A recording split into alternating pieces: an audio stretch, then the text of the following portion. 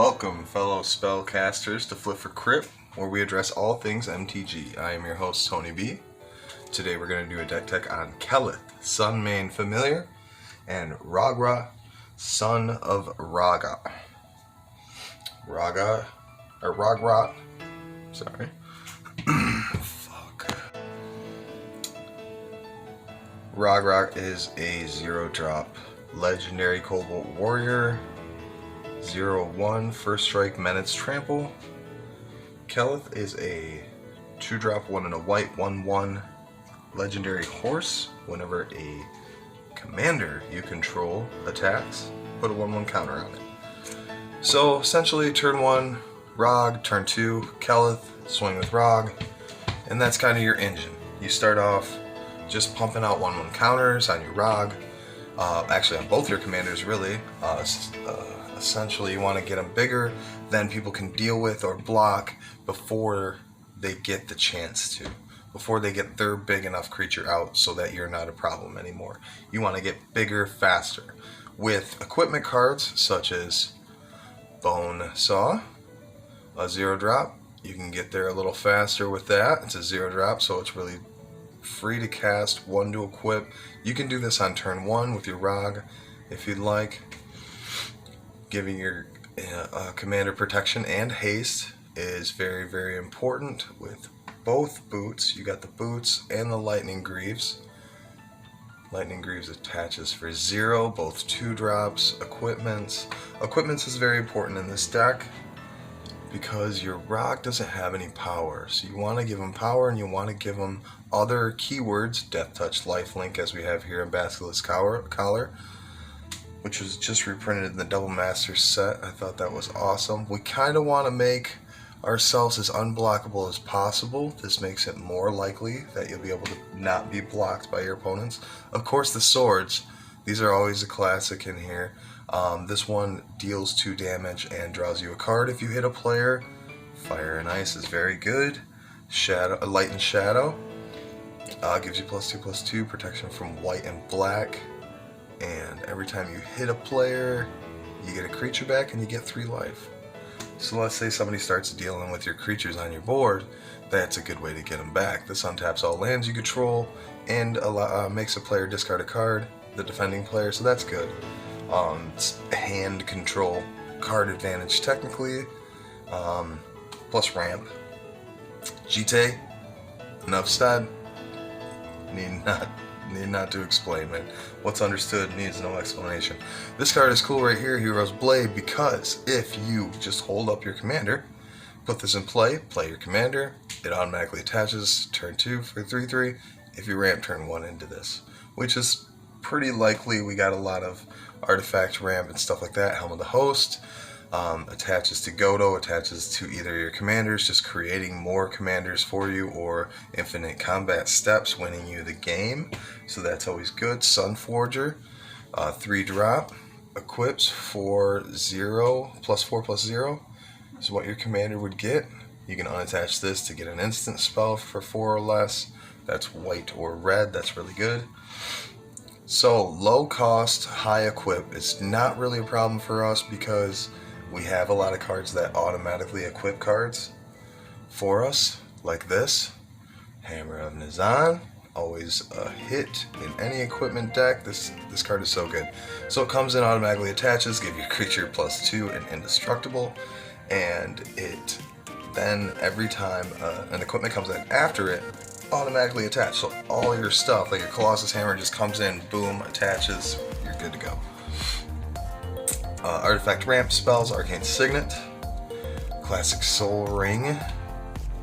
This card is like a Mox Ruby in this deck for the most part because Rog is free, it's red, it's legendary, that's free, it's red, it's crazy. Mana Crypt, of course, gonna be good for you to get your commander out, your Keleth out turn 1. All these are basically going to be used for that mainly. Just getting that good fan art there for you. Mox Diamond, it's a big old rock.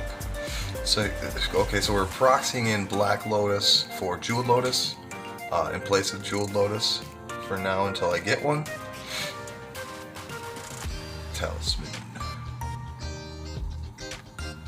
So, like I said, that the Lotus is like turn 1, get out both commanders. Very, very cool, very, very strong. It's amazing how much of the difference in a game makes when you drop it on both turn 1. This gives them double strike. You have a warrior that's a 0-drop. You're going to be equipping it. You're going to give it double strike. It's going to get big and swing a lot quickly. Dranith Magistrate keeps you from casting your commanders, but I can still cast my commanders. That's not very fair. It's mean. Also, speaking of not fair, I get a 6/6 flying lifelink turn 1. If, provided. Ta-da. Okay, so dumb card. This card. Okay, so let's explain this card a little bit. Armored Sky Hunter is a 3 and a white 3/3 flying cat knight. Whenever it attacks, you get to look at the top 6. You put an equipment or an aura card into the battlefield, and then it equips automatically to a creature that you control. That's nuts. Top 6, get any equipment. I've never swung with this and missed an equipment in this deck. Go get any of your swords or anything like that. Bring them back from the dead. Of course. Now if you just happen to get stuff destroyed, or you use that Goblin Engineer and it just gets blown up or something, this is a little backup. Goblin Welder, always good. Bring back artifacts from the grave after sacrificing one. Grand Abolisher prevents you from playing spells on my turn, so that's good. Protect my commander. Giver of Runes. Very good card. You can tap and protect anything but itself. Mother of Runes is the one that will actually protect itself as well, which we have here. So we double up protection. It's very important to protect our commanders, keep them on the battlefield.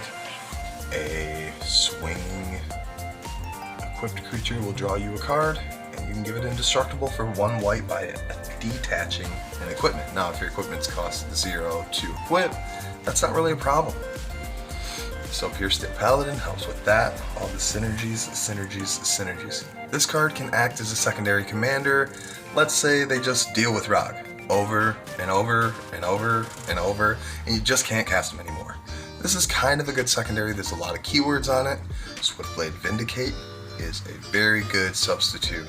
For 2 mana, it's just powerhouse. Double strike, all that. Equip all your crap to this and start swinging in for lethal. Uldrick. The reason the keywords are so important is because this guy gives them to all your creatures as combat starts on your turn. This is a little draw engine. We got lifelink attached to it, so that's good. We can also search for this with, say, a recruiter or something like that. So whenever a player plays their second spell per turn or swings at you with more than 1 creature, or 1 or more. Yes, 2 or more. So more than 1 creature has to swing at you, and you get to draw cards. White doesn't have a lot of it, red doesn't have a lot of it. It's good. So whenever a creature you control that is enchanted or equipped attacks, it gets double strike. Our commander is going to have a lot of equipment attached to it all the time. This is not going to be a problem. Both of our commanders should have to just get equipment attached to them, ready to go. That's the whole idea of the deck. So that comes in pretty easy. You don't really got to try too hard for that to happen. Godo, of course, with Helm of the Host is amazing. Infinite combat steps, just like an I win with that. We have a lot of equip for free. Arden, sorry.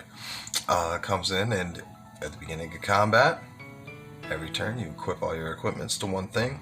Godo could be that thing. Attach your Helm of the Host that you just went and retrieved and put it on the battlefield. Even Mind Sensor, go ahead and try to search your libraries, but you search the top 4 instead. This is a very, not very often seen card in decks.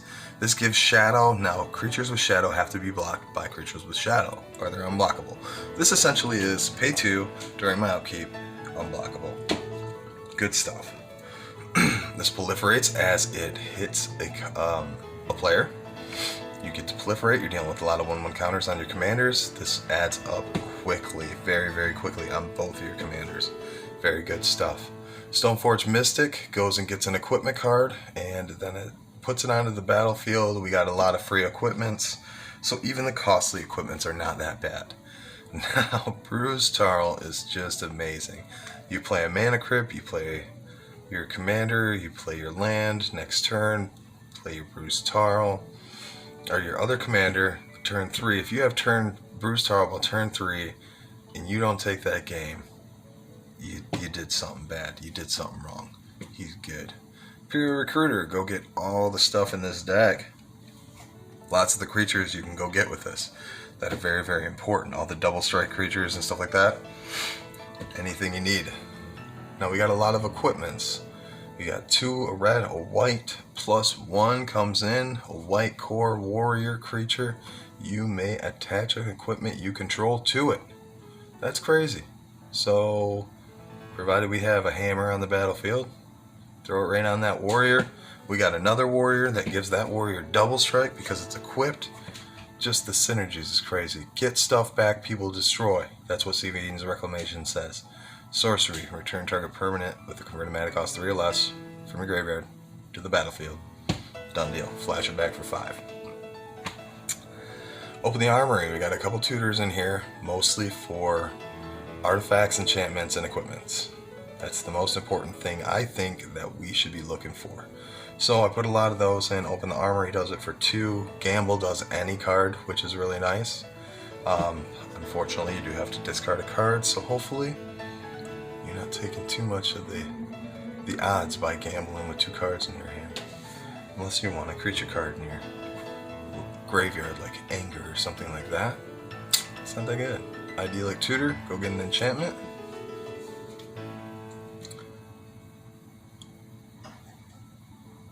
Enlightened Tutor. We got an artifact or enchantment. Now we got Smother and Tithe for a little bit of ramp. Of course, this is a Commander Power 9 Commander staple card. It's amazing.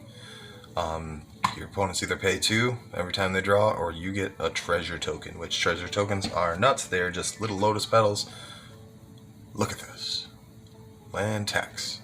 Alright, so this every time you're, for 1 white, so turn 1, you play it. If you're not first, you get this ability. What it says is basically if somebody controls more lands than you during your upkeep, you search your library for 3 basic lands, put them into your hand, shuffle your library. Everybody knows what Sensei's Divining Top does. 1 drop, you don't get a lot of draw in this deck, so that's a good way to keep yourself drawing cards. The Ozolith, once again, 1/1 counters. Absolutely amazing. This retains your 1/1 counters as your commanders go in and out of the battlefield, and reattaches it to them or other creatures if your commanders were just dealt with too many times and you can't get them back. Reconnaissance allows you to build your 1/1 counters or give your creatures pseudo-vigilance, and or actually give your creatures pseudo-vigilance. You can remove this before or after damage. You can remove your attacking creature from combat. You still attacked, you still get the 1/1 counters, but no damage is dealt. Okay, so Fury of the Hordes. Get rid of 2 red spells. You can play this for free. Untap all creatures. Additional combat steps in this deck is pretty essential. I should be running maybe 1 or 2 more of those extra combat steps, but I want it to be more fun. I don't want it to be too combo-y. Dragon's Mantle gives Dragon Breathing. Pay 1 red, give a +1/+0 until end of turn. Okay, when it enters the battlefield, gives you a card. Now this attaches a equipment to a warrior. So obviously we have a lot of warriors in this deck, and we also have a warrior 0-drop commander. So this is just amazing. On turn 1, if you get your commander out, you get a mana rock, you get your land, and then the dream is this Colossal Hammer.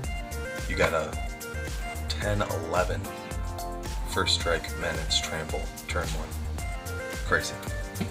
Gets nasty fast. Swords of Plowshare, let's get rid of stuff. This is a single target removal. Exile target creature's controller gains life equal to its power, similar to that Path to Exile, only they get a basic land and a play tapped. Let's do it for all of our opponents now with Grasp of Fate. Takes one thing from each opponent until Grasp of Fate leaves the battlefield. When one attacks you by playing artifacts like I do, it is a great way to ramp, and I think everybody should be punished for it, so I try to run it. Let's deal with a blue thing, whether on the battlefield or not.